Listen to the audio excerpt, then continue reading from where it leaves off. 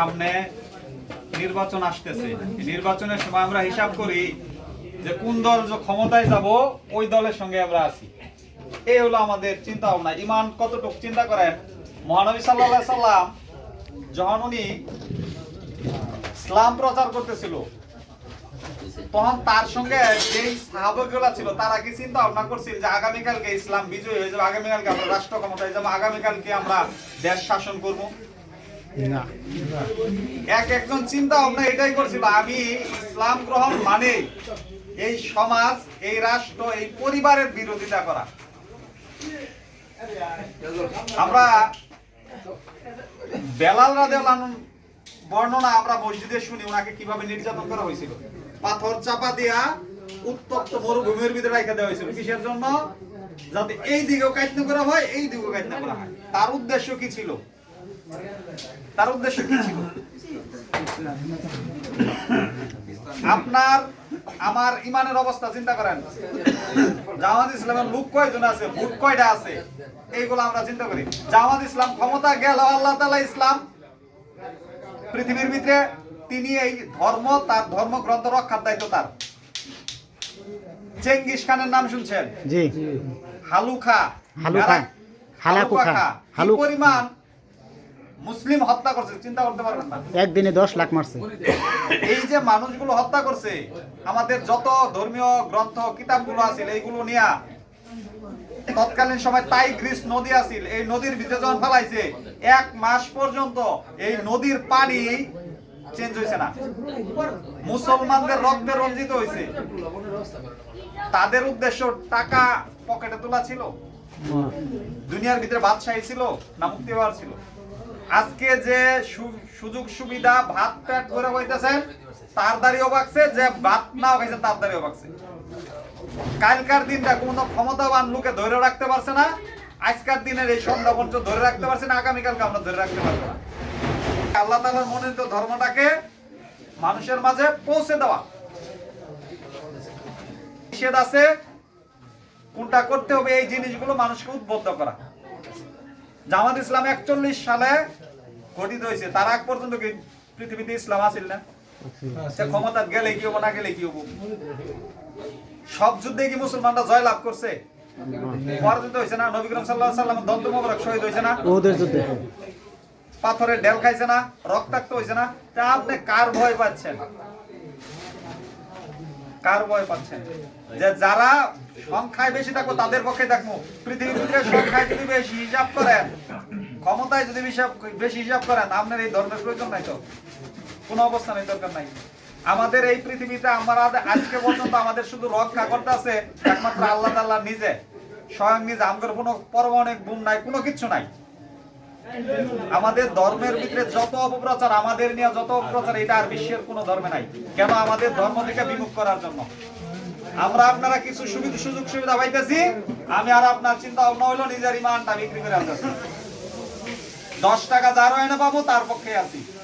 কই কোন সাহাবী, যারা প্রত্যেকটা সাহাবী অত্যন্ত দরিদ্র ছিল, তারা তো 10 টাকা পাওয়ার জন্য, সমাজের উচ্চ পদের জন্য এই দলে আসে নাই।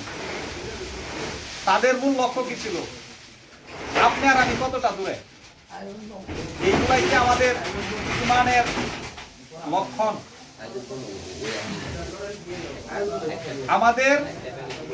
আমাদের কাজটা কি? আমাদের কাজ হচ্ছে ইসলাম প্রতিষ্ঠিত হোক আপনার পরিবারে, আপনার সমাজে, আমার ইউনিয়নে, আমার রাষ্ট্রে। এর বাইরে আমাদের কোনো চাওয়া পাওয়া নাই। সে যে কোনো দলের লোক হোক, সৎ লোক চাই আমরা। এই দেশের শাসন যে আসবে সে একজন সৎ লোক হোক, এটা আমাদের অপরাধ না? এটা চাওয়া অপরাধ না। আমরা সেই লোক চাই যেই লোক কোনো অন্যায় কাজের সঙ্গে জড়িত থাকবে না, অন্যায় হবারও দিত না। এটা আমাদের অপরাধ। এগুলা কি আমাদের অপরাধ? আমরা চাই ইসলামের অনুযায়ী এই রাষ্ট্রটা চলুক, যেখানে প্রত্যেকটা নাগরিক তার অধিকার পাবে। নবী করিম সাল্লাল্লাহু আলাইহি ওয়াসাল্লাম যখন রাষ্ট্র গঠন করছে তখন সে ইহুদি ছিল না, খ্রিস্টান ছিল না, পৌত্তলিক ধর্মের অগ্নি উপাসক ছিল না। তাদের কোনো একটা ক্ষেত্রে তাদের কোনো নির্যাতনের শিকার হয়েছে না। এই ভারতবর্ষ 1000 বছর শাসন করেছে মুসলমানরা, কোন তলোয়ারের জোরে কাউকে ধর্মান্তরিত করা হয় নাই। তাহলে আমি আপনি আমাদের ইমানের দুর্বলতা কেন? 10 টাকা পাইলে খুশি, ওর পিছিয়ে আমরা চিন্তা ভাবনা করছি, 10 টাকা না পাইলে আমি আপনি বেজা। কোন জায়গায় গেলে 2 টাকার সরিষা পাওয়া যাবো, 10 কেজি সার পাওয়া যাবো, ওই হেনে আমি আপনি দৌড়। তাহলে ইমানটা আমার আপনার কোন জায়গায় আছে চিন্তা করেন। আপনার ইমানটা আমার ইমানটা কোন জায়গায় আছে? স্পষ্ট হাদিস, আপনি যত নামাজ পড়েন, যত রোজা করেন, যত কিছু করেন, বুখারী শরীফের স্পষ্ট হাদিস, কেউ যদি কোন অন্যায় শাসকের হাতকে শক্তিশালী করার জন্য তার পক্ষ অবলম্বন করলো, তাকে সমর্থন করলো, তার মনে আমার উম্মত হইতে পারে না। এটা নবী সাল্লাল্লাহু আলাইহি ওয়াসাল্লাম স্পষ্ট বলে দিয়েছে। চিন্তা ভাবনা আপনার, আমরা যে কোন দলের শাসকই আসুক না কেন, তারে আমরা ওয়েলকাম জানাই। সেটা বাংলাদেশ জাতীয়তাবাদী দল বিএনপি হইতে পারে, এনসিপির হইতে পারে, জামাত ইসলামের হইতে পারে, বা অন্যান্য দল যারা নিষিদ্ধ তারাও আবার যদি কোনো সময় আসে, যে কেউ, কিন্তু আমরা চাই সেই লোকটাই আসুক যে লোকটা সৎ, যে লোকটা ইসলামের আলোকে কোরআনের বিধান অনুযায়ী রাষ্ট্র পরিচালনা করব, যে রাষ্ট্রের জন্য মানুষকে দেওয়ার জন্য কাজ করব, মানুষের নেওয়ার জন্য না। তাহলে এই জিনিসটা যদি আমরা না চাই, তাহলে আপনি কিভাবে নিজেকে মুসলমান দাবি করেন? আপনি বলেন, আপনি ইসলামের শাসন চান না? আপনি একজন সৎ লোক চান না? আপনি একজন নিবেদিত প্রাণ, যে নিবেদিত প্রাণ আপনার খোঁজ নিবে সেটা চান না? তাহলে সেই লোকটার জন্য যদি আমরা কাজ করি, সে যে কোনো প্ল্যাটফর্মে হতে পারো। যেরকম আমাদের আমিরে ঘোষণা দিছে, আমরা যদি ক্ষমতায় যাই, কোনো অবস্থাতেই সরকারি কোনো প্লটে থাকবো না, ফ্ল্যাট নিব না, গাড়ি ব্যবহার করব না, ট্যাক্স ছাড়া কোনো কিছু ব্যবহার করব না, সরকারি যাবতীয় কোনো সুযোগ সুবিধা নিতাম না আমরা।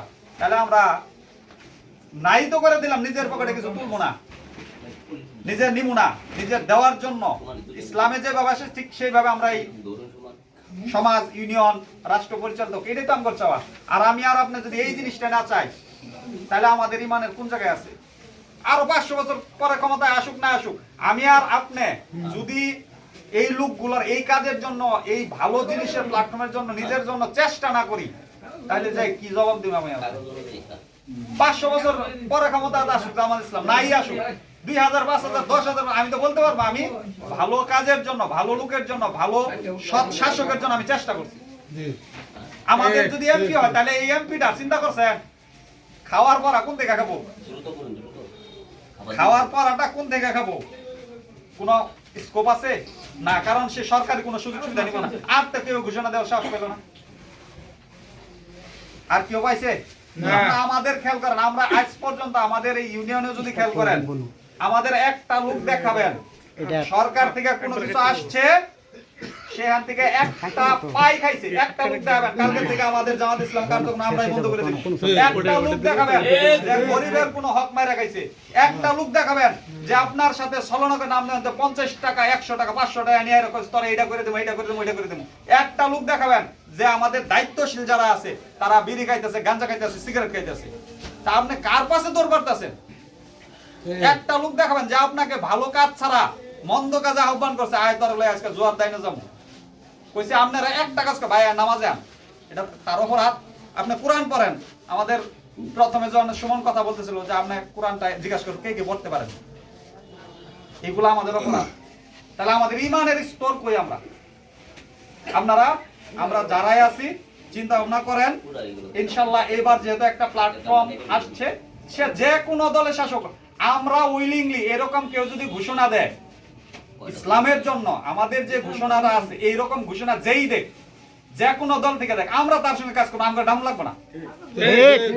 যদি বাংলাদেশ জাতীয়তাবাদী দলের যিনি এমপি প্রার্থী, সে যদি বলে আমি এইবার জামাত ইসলামের ঘোষণা দিছে তারা সরকারি সুযোগ সুবিধা নিত না, আমিও নিব না, তারা ঘোষণা দিছে সৎ শাসন কায়েম করবে, সৎ লোক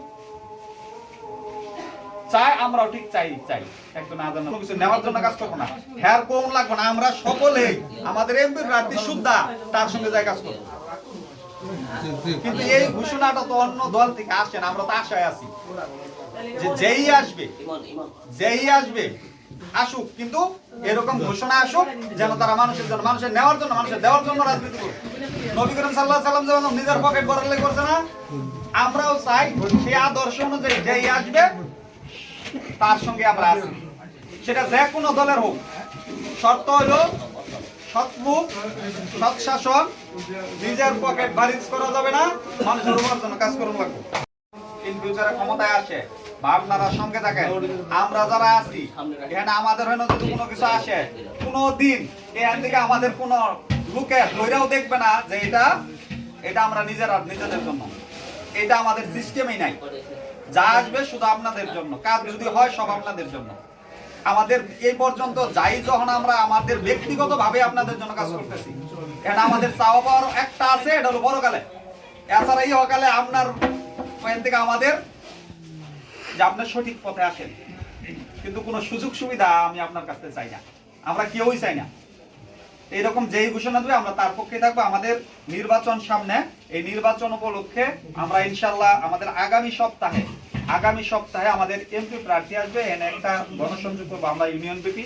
আপনারাও যারা আছেন আপনাদের সবসময় আপনাদের কাছে আসতে পারেন, যে আমাদের ব্যর্থতা, আপনারাও এরকম লোকের জন্য চেষ্টা করেন, সে যে প্ল্যাটফর্মে হোক। আমি জামাত ইসলামের পক্ষ থেকে বলতে আসি না, যে প্ল্যাটফর্মে হোক, যেসব মেসেজ দিল আপনারা এই প্ল্যাটফর্মে যেই বলবে আপনারা তার পক্ষেই কাজ করেন। যদি না হয়, এই কথাগুলো না আসে, তাহলে যে আছে তার পক্ষে কাজ করি আমরা, এটুকু তো আমরা পারবো। আর ইনশাআল্লাহ আমরা সকলে একটা প্ল্যাটফর্ম চেঞ্জ হয়েছে, আমরা এরকম আল্লাহ তাআলার কাছে দোয়া করি, বিজয় দেওয়ার মালিক আল্লাহ। আমি আপনার চেষ্টা করলে বিজয় আসবে না,